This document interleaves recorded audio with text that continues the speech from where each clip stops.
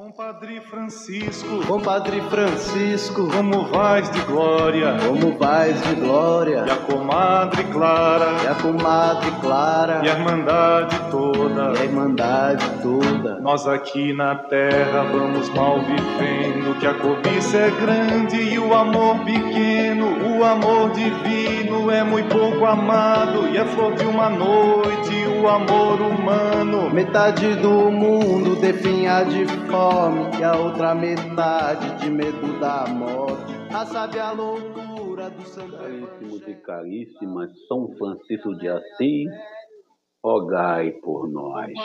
Lembrando a todos e a todas que estamos vivendo, o período do tríduo eleitoral, como eu falei ontem, sexta-feira, segundo dia do nosso tríduo.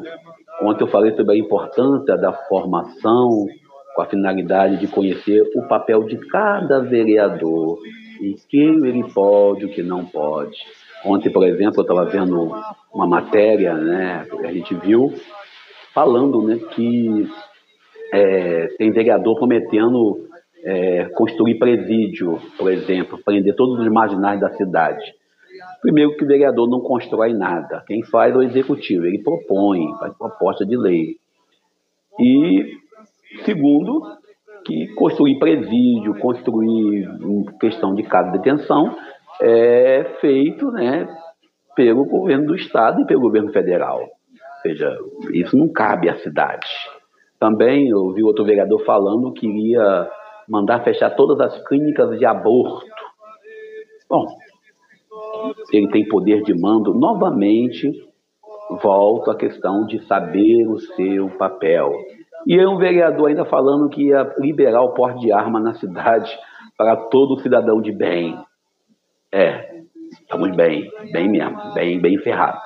Porque antes de você ser vereador, ser candidato, antes da pessoa buscar esse cargo, a pessoa tem que estar ciente aquilo que o cargo lhe atribui, aquilo que ele tem a obrigação de fazer e aquilo que ele pode fazer.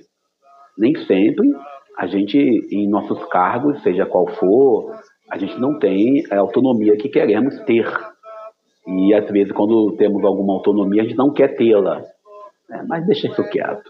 Então, hoje, a gente olha para o prefeito, e é coisa parecida também, prefeitos com propostas inconstitucionais, propostas nada a ver, e ainda olha mais ainda para o prefeito, ou para a prefeita, quem você vai votar. O prefeito, ele está ali na cidade como autoridade, mas como autoridade de quem serve. Então, o servidor 01 de uma prefeitura tem que ser o prefeito. Um dos defeitos que tem na Baixada Fluminense é que os prefeitos da Baixada, aí eu falo da minha querida Baixada Fluminense, uma região aqui do Rio de Janeiro, para quem está fora do Rio de Janeiro, quem não conhece, uma região onde envolve 13 municípios, é que os prefeitos daqui não moram na cidade aonde eles exercem o mandato. Por exemplo, temos prefeitos, a maioria mora aqui da Baixada, mora na Barra da Tijuca. A maioria. Eles não querem nem saber daquele da Baixada Fluminense. Tinha até um prefeito naquele da Baixada Fluminense que ele vinha de helicóptero para o município onde ele trabalhava. Eles fretavam um helicóptero todas as vezes que ele vinha para a Baixada, ele vinha de helicóptero, pousava lá no ponto destinado ao pouso, eu não vou dizer a cidade, e aí são 13 cidades, você vai imaginando qual cidade pode ser, de repente é a sua e você não sabe, porque mora na Baixada. E aí ficava vindo da prefeitura 2 vezes na semana.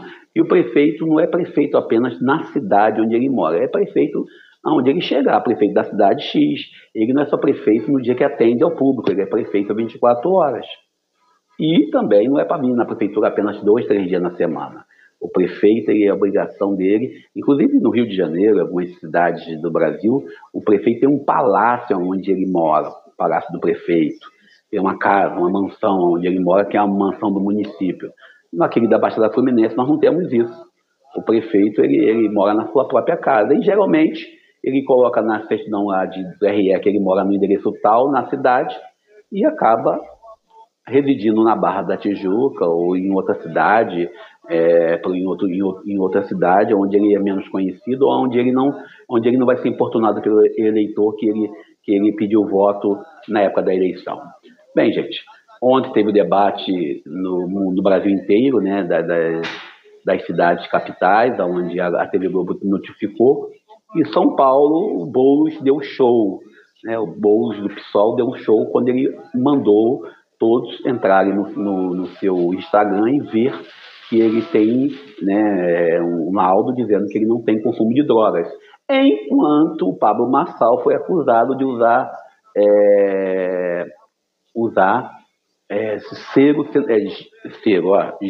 gesso cenográfico para poder dizer que sofreu um atentado. Essa é a situação. E aí, o debate ontem não deu muito para o prefeito, né, que busca reeleição. A Tabata Amaral é a melhor opção, se for assim, que ela navega por fora de tudo. Porque quem vota no Marçal e no Nunes dificilmente votará em Boulos. Lá vamos nós para o Evangelho do dia. Muitos tecnocratas e todos... Eu esqueci de falar, não esqueci não, o tempo está corrido, né? Hoje é complicado. Ontem também tivemos a partida, a Páscoa do grande Cid Moreira, inclusive pela manhã, eu coloquei lá no Facebook, no Instagram nosso, o Evangelho lido pelo Cid Moreira. Uma das coisas que ele falou, que ele, quando dava notícia na TV Globo, 26 anos no papel de âncora, ele falava que quando se aposentou, que a vontade dele era ler o Evangelho para o povo, porque ele queria dar boa notícia. E hoje, celebrando o grande São Francisco de Assis, a gente lê o texto de Lucas, capítulo 10, versículo 13 ao 16. Lembramos que São Francisco de Assis foi um grande reformador da igreja, um homem que trouxe para nós uma igreja mais participativa. Ele rompeu com o modelo de congregação, de ordem, que ficava trancada no mosteiro, ficava lá fechada em si mesmo, para atuar no meio do povo, no meio dos pobres. No Evangelho de hoje, Jesus fala dos ai de Corazim, ai de Betsaida.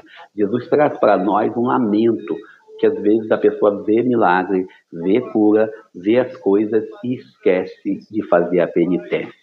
Jesus hoje ele apresenta para nós o rigor que Deus vai ter para conosco se nós não buscarmos a conversão.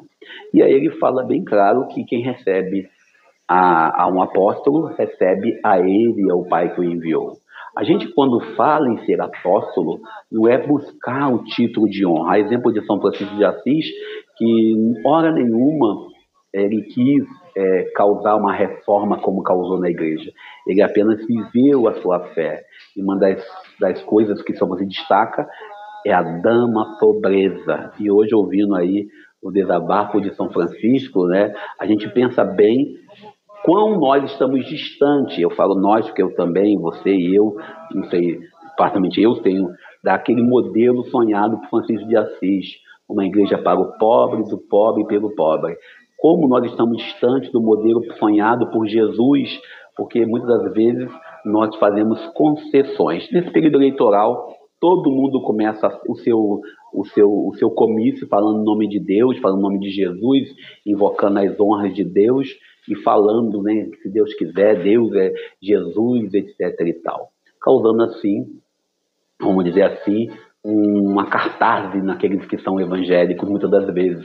Eu vi um candidato a vereador nos vídeos falando: aleluia, Jesus me colocou aqui para poder ser eleito. E aí, se ele não foi eleito, eu quero ver se Jesus colocou ele para não ser eleito. Como também outros candidatos falam que eles têm uma vocação divina para o cargo. O Evangelho de hoje nos traz essa notícia. A gente tem que seguir Jesus, mas não pela nossa própria vontade. Ele complementa o Evangelho de ontem, que fala que o missionário, o mensageiro tem que estar coerente na sua missão. Que nós possamos caminhar no dia de hoje, lembrando que hoje é dia de levar os animais na igreja para pedir a bênção. São Francisco de Assis é padroeiro da ecologia.